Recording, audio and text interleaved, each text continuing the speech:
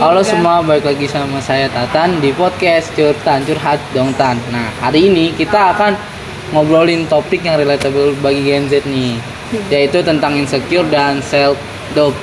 Kita akan menggali tema dari keraguan menuju kepercayaan diri. Nah, dengan saya Tatan dan ditemani oleh Kak Lydia. Ya, halo semuanya. Saya Lydia sebagai narasumber di podcast kali ini.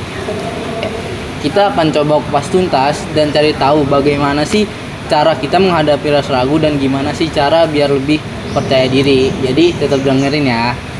Karena narasumbernya udah ada di sini, kita langsung aja ke topik utama yang akan kita bahas. Tapi sebelum itu boleh perkenalan diri dulu nggak sih Kak? Halo semua, jadi nama saya Lydia. Saya di sini sebagai konsultan yang pengen juga berbagi pengalaman di curtan. Nah, oke, halo Kak Lydia, salam kenal ya. Iya. Nah, langsung aja nih kita mulai topik pembahasannya. Menurut Kakak, apa sih itu self awareness dan hubungannya sama self confidence Kak?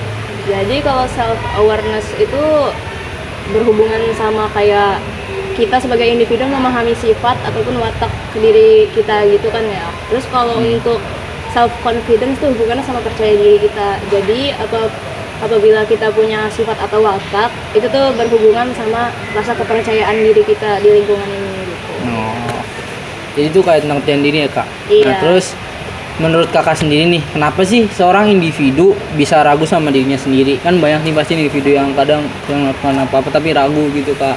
Ini tuh biasanya banyak faktornya, entah itu karena faktor lingkungan atau gara-gara emang dirinya sendiri aja kayak gitu. Kalau faktor lingkungan kenapa? Itu biasanya karena lingkungan dia tuh menekan dia untuk seperti itu sempurna misalnya gitu kan. Oke, ini nggak banget nih kali dia menjelaskannya. Ingat ya guys, kalian nggak apa-apa kok kalau ngerasa ragu, asalkan ragu itu tidak mengambil aktivitas yang sedang kalian jalani. Nah, kalau udah tahu penyebab ragu itu apa aja, berarti ada cara ngatasinya dong. Iya, tentu aja ada. Nah, kali dia apa aja sih caranya buat ngatasin rasa ragu dalam diri seorang? Jadi kalau untuk cara yang pertama itu kita tuh harus kenal dulu sama diri kita sendiri. Kayak kita tuh kemampuannya apa sih? Kita tuh bisanya apa sih kalau di lingkungan ini? Terus kita juga jangan memaksakan diri kita terhadap apa yang orang mau gitu. Kalau nggak semuanya bisa ambil lah gitu. Nah, iya. Tuh guys, Apalagi? kalau ada masalah jangan dipendam sendiri ya. Coba aja gitu kalian sharing ke teman kalian, keluarga kalian atau mungkin pacar kalian. Aish. Nah, bahasan kita yang selanjutnya nih agak sedikit krusial, yaitu bedanya self doubt yaitu keraguan pada diri sendiri dan self confidence yaitu percaya diri. Kalau menurut Kakak Lydia sendiri bedanya self doubt dan self confidence itu apa sih? Apa ya? Kalau bedanya self confidence sama Self doubt. kalau self doubt ya. Kalau self confidence itu kan kepercayaan diri, itu artinya hubungannya sama diri kita beradaptasi juga ke lingkungan itu bagaimana. Kalau rasa ragu diri itu ya kayak dalam menghadapi sesuatu di lingkungan itu sendiri gitu. Kalau menurut saya Kak, self doubt itu sering banget datang pas kita lagi coba hal baru. Misalkan Iya. kita lagi ngelakuin kayak saya kan belum pernah main basket misalkan. Nah pas saya coba main basket tuh banyak kesalahan itu yang saya lakuin gitu Kak. Nah terus ekspektasi kita terlalu tinggi kan Kak. Misalnya nih kayak apalagi public speaking, saya nggak bisa tuh Kak, itu susah banget. Ya, saya masih belajar sih sebenarnya. Nah meskipun udah sering tampil, kadang rasanya masih agak suka ragu Kak. Duh, kira-kira Kak yang gue omongin menarik nggak sih? Menarik aja sih sejujurnya, tapi kalau misal kamu menganggap kamu ragu sama diri kamu, itu yang bisa jadi titik lemah kamu buat bikin podcast ini gak menarik loh. Nah ini yang jadi pembeda ya, self doubt lebih sering bikin kita ngerem atau malah mundur, sedangkan self confidence itu adalah kemampuan kita buat percaya sama diri sendiri dan tahu batas kemampuan. Bukan berarti orang yang percaya diri nggak punya keraguan sama sekali ya. Betul, jadi self confidence itu tuh kayak bikin kita punya keyakinan buat bertindak gitu. Meskipun kalau yang kita lakuin tuh nggak pasti juga, tapi seenggaknya kita yakin dengan apa yang kita lakuin gitu kan. Jadi bedanya jelas banget ya. Self doubt itu yang bikin kita lebih ke arah takut mencoba atau merasa nggak cukup. Sementara self confidence itu adalah cara kita menumbuhkan kepercayaan pada diri sendiri. Ya walaupun kita tahu ada kemungkinan gagal sih. Kalau dari kali dia sendiri nih, pernah nggak sih ngerasain insecure kayak mungkin dalam hal pelajaran, percintaan atau pertemanan gitu kak? Tentu aja ada. Kalau saya sih mungkin di percintaan atau di pelajaran di kelas kali ya. Kalau di kelas saya tuh sering ngerasa saya ini kurang mampu daripada teman-teman saya yang lain. Misal saya jago di bahasa atau pembelajaran yang lain, teman-teman saya tuh lebih dari saya, yang mereka tuh mengerti kayak misal matematika, tapi saya ngerasa kurang malah di situ. Jadi ya kalau misalnya saya barengan sama mereka nih, saya jadi kayak gak enak gitu loh, karena membebani mereka. Itu anggapannya sih gitu, tapi untungnya mereka nerima saya apa adanya gitu. Ya sih pasti nggak cuma kali dia, mungkin hampir kita semua pernah sih kayak gitu pastinya. Iya. Nah oke, jadi kali dia sendiri pun pernah ngerasain insecure ya guys. Iya. Oke, buat temen-temen yang masih suka insecure, coba kalian hilangkan deh. Secara perlahan, semua pasti butuh proses kok. Iya, butuh proses. Bahas bedanya self doubt dan self confidence. Ya. Mungkin sekarang kita masuk ke topik yang lebih dalam lagi nih.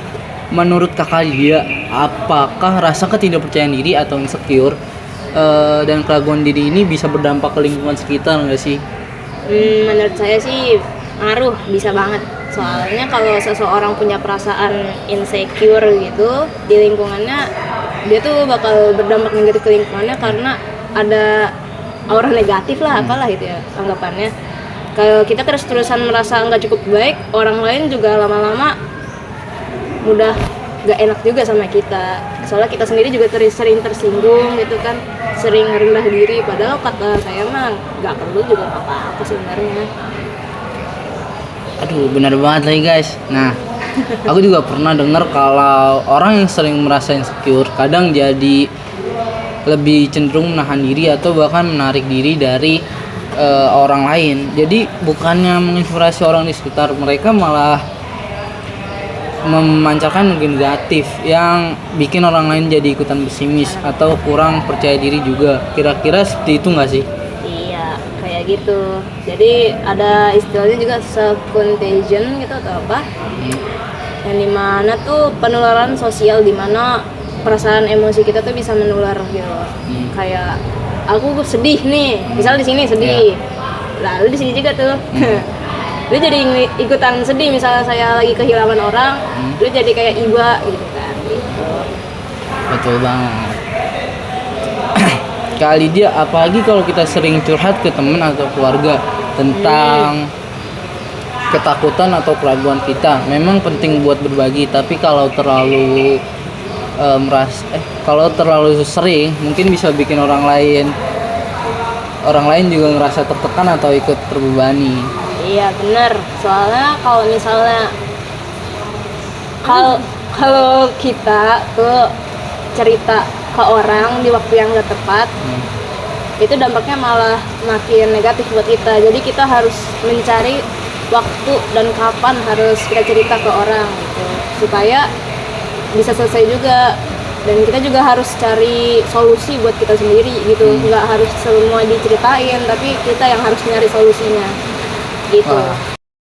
Wah, iya aku setuju banget nih. Soalnya kalau kita sering membandingkan diri secara nggak sadar, bisa bikin suasana lingkungan jadi kurang sehat. Orang lain bisa jadi merasa tidak dihargai atau merasa harus bersaing dengan kita. Padahal mungkin itu nggak perlu sih. Iya betul. Jadi ya kita tuh perlu menjaga perasaan insecure itu atau ragu tuh, supaya hubungan kita dengan orang tuh baik-baik aja, dan kalau bisa kita ubah jadi motivasi untuk memperbaiki diri kita sendiri ya. Terus kalau kita udah kayak gitu ya kita gak bakal ngerugiin lingkungan sekitar kita juga. Nah kalau kayak gitu, menurut kamu gimana Tan? Apakah ada cara supaya rasa insecure itu supaya nggak terlalu berdampak gitulah ke orang lain? Kamu ada pendapat gak? Kalau menurut saya ya kak, pertama-tama kita bisa mulai dengan mengenali pola-pola insecure atau self doubt itu sendiri nih. Mungkin kita bisa coba nulis atau refleksi kapan biasanya rasa itu muncul dan kenapa sih. Kalau udah kenal polanya, kita bisa lebih siap kan buat menghadapinya. Itu kalau menurut saya kak. Nah setuju banget. Terus mungkin kita juga bisa menghargai pencapaian kecil kita sendiri kali ya. Mungkin kalau misalnya kamu sering main bola, ya walaupun akhirnya cedera, seenggaknya kamu pernah ngelakuin hal yang bermanfaat lah. Jadi kamu bisa nemuin sesuatu yang baru kan. Jadi meskipun kelihatannya hal ini sepele, tapi ini bisa membantu kita merasa lebih percaya diri gitu kan. Keren banget tipsnya kali dia. Intinya daripada menyebarkan energi negatif dari insecure atau self doubt ke lingkungan, kita coba ubah jadi energi positif buat diri sendiri dan orang lain. Ya. Kalau kita bisa jadi pribadi yang lebih percaya diri, pasti lingkungan sekitar kita juga bakal lebih positif kan. Ya betul banget Ratan. Jadi mari sama-sama kita belajar untuk menyebarkan energi positif ke lingkungan sekitar, mulai dari diri sendiri baru ke sekitar kita. Oke. Jadi ya semoga kalian juga bisa belajar cara menjaga diri kita sendiri dan untuk orang lain juga. Baik teman-teman. Karena segmennya sudah selesai, maka kita akhiri juga podcast kali ini ya. Sampai jumpa. Dadah.